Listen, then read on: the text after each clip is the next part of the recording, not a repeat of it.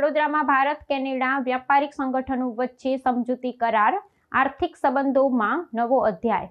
વડોદરાના આંગણે આયોજિત આ ઉચ્ચ સ્તરીય બેઠકમાં ભારત કોમનવેલ્થ વ્યાપાર પરિષદ અને આલ્બર્ટા ઇન્ડિયા વાણિજ્ય મંડળ વચ્ચે ઐતિહાસિક સમજૂતી કરાર પર હસ્તાક્ષર કરવામાં આવ્યા છે. આ કરારનો મુખ્ય ઉદ્દેશ્ય ગુજરાત અને કેનેડાના આલ્બર્ટા રાજ્ય વચ્ચે આર્થિક સહયોગને પ્રોત્સાહન આપવાનું છે. આ બેઠકમાં બંને પક્ષોએ વ્યાપારિક અવરોધો દૂર કરી સહિયારા વિકાસ માટે એક સમાન મંચ પૂરું પાડવાની કટિબદ્ધતા વ્યક્ત કરી હતી.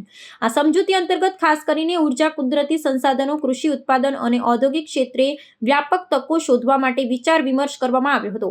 શિક્ષણ અને તબીબી ક્ષેત્રે અત્યાધુનિક તકનીકોના આદાન પ્રદાન માટે પણ બંને સંસ્થાઓ સહમત થઈ છે.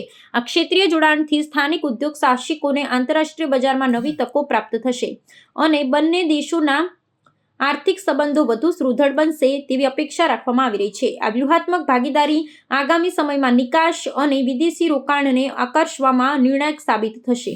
બેઠકના અંતે બંને દેશોના પ્રતિનિધિઓએ વિશ્વાસ વ્યક્ત કર્યો હતો કે આ સમજૂતીથી વ્યાપારી પ્રક્રિયાઓમાં વધુ સ્પષ્ટતા આવશે અને લાંબા ગાળાના આર્થિક હિતોનું રક્ષણ થશે. સંયુક્ત કાર્યદળની રચના દ્વારા આ યોજનાઓના અમલીકરણ પર સતત દેખરેખ રાખવાનો નિર્ણય પણ લેવામાં આવ્યો છે.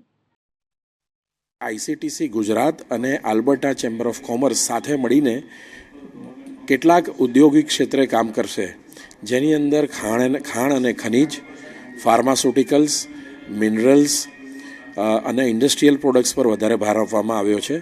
સાથે સાથે આલ્બર્ટાની પાસે ઘણું બધું